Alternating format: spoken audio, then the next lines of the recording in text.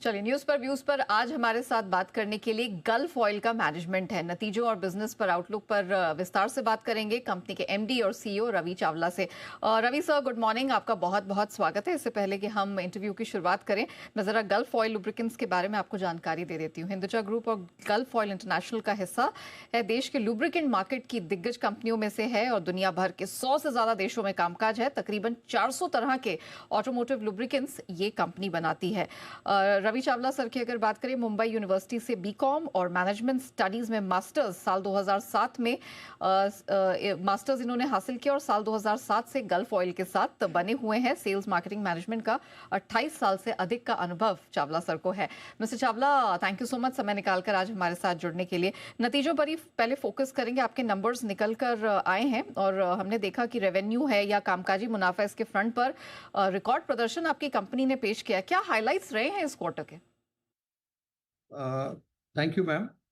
We have got हमने सबसे highest volume इस क्वार्टर में किया है 41,500 के लुब्रिकेंट्स में, और हमारे दूसरे आंकड़े भी रिकॉर्ड है इबिटा के। और मैं कहूँगा एक ट्रेजेक्ट्री जो हम कई सालों से मेंटेन कर रहे हैं कि 2 to 3x मार्केट ग्रोथ कर रहे हैं, एक डिकेड से ज़्यादा हम ये कर रहे हैं, ये कायम है और अच्छा मोमेंट में है मार्केट में। मैं ये कहना चाहूँगा कि लास्ट ईयर हमारे इसी क्वार्टर में एक one time gain property sale का था 12 करोड़, और इस साल लेबर कोड का है।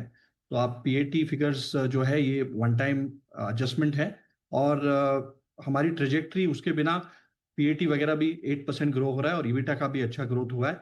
तो एक मैं कहूँगा रिकॉर्ड क्वार्टर, जो मोमेंटम हमने देखा है वो सेकेंड हाफ क्वार्टर 3 में अच्छा पिकअप हुआ है, और हर एक सेगमेंट में हम अच्छा ग्रोथ देख रहे हैं। तो ये है रेवेन्यू पर साला। लेकिन सर, हमने मार्जिन के नंबर्स आपके देखा, पिछले 10 क्वार्टर से हम देख रहे हैं कि ये 12 से 13% के रेंज में मेंटेन्ड हैं। क्या आगे भी हम देखेंगे कि यहाँ से कुछ एक्सपेंशन का स्कोप है, बढ़त का स्कोप है, या फिर इसी रेंज में सस्टेनेबल रहेंगे?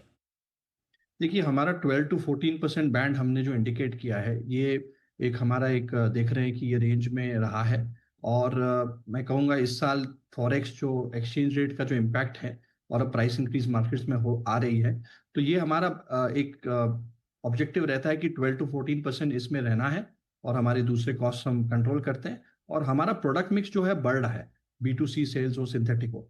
तो हमें डेफिनेटली आउटलुक ये है कि नेक्स्ट लेवल ऑफ बैंड जो है 14-16%, उसमें हम स्ट्राइव करें। और कुछ क्रूड वगैरह स्टेबल है, बेस ऑयल स्टेबल है, बट एक्सचेंज रेट का मैं कहूँगा एक चैलेंज रहा है लास्ट 6 मंथ्स में, बट ये रेंज रहेगा और हमारा मिक्स भी इंप्रूव हो रहा है। ये सेगमेंटल परफॉर्मेंस की बात की, अब कौन सा सेक्टर है जो यहाँ से आउट परफॉर्म करता हुआ नजर आएगा और आपका फोकस गोइंग फॉरवर्ड कहाँ रहने वाला है? सो मैम, हमारा लास्ट 15 ईयर्स में एक सेगमेंट वाइज अप्रोच रहा है, B2C B2B, OEMs, B2C retail market, OEM franchisee workshop. ये हमारा लक्ष्य बहुत क्लियर है, और हर एक सेगमेंट में हम ग्रो कर रहे हैं, इंक्लूडिंग इंडस्ट्रियल सेगमेंट जिसमें डबल डिजिट ग्रोथ है। तो हर एक सेगमेंट में जहाँ ग्रोथ हो रहा है हम उसमें हैं, और हमारा मार्केट शेयर कई सेगमेंट्स में 9-10% है, जैसे मोटरसाइकिल, डीजल इंजन ऑयल। दूसरे में हम 5%-6% है। तो इस आइडेंटिफाइड सेगमेंट्स की जो स्ट्रैटेजी है, इसे हम कायम रख रहे हैं और हमारे ब्रांड को बढ़ा रहे हैं, डिस्ट्रीब्यूशन को बढ़ाएं। तो मैं कहूंगा हर एक सेगमेंट में ग्रोथ 2x हो रहा है मार्केट का, और कुछ सेगमेंट जिसमें हमारा 5% से कम मार्केट शेयर, उसमें हम उससे ज्यादा भी ग्रोथ टारगेट करते और अचीव करते आ रहे हैं। प्राइजेस को मेंटेन करने की क्या स्ट्रैटेजी होगी आपकी, गिवन कि हम देख रहे हैं क्रूड प्राइजेस में भी काफ़ी ज़्यादा उतार चढ़ाव दिख रहा है और आगे भी थोड़ी वॉलेटिलिटी एक्सपेक्टेड है, जिस तरीके से इस वक्त ग्लोबल मार्केट में सिनेरियोज बन रहे हैं। तो ऐसे में आप अपने प्राइजेस को कैसे मैनेज करेंगे? तो मैम, हमारे क्रूड जो बेस ऑयल से क्रूड, हमारे base oil main ingredients crude का एक फॉलो करता है, और वो एक हम सोर्स करते हैं इंडिया में और ग्लोबली। तो एक उसको सोर्सिंग एफिशिएंसी हम बढ़ाते हैं।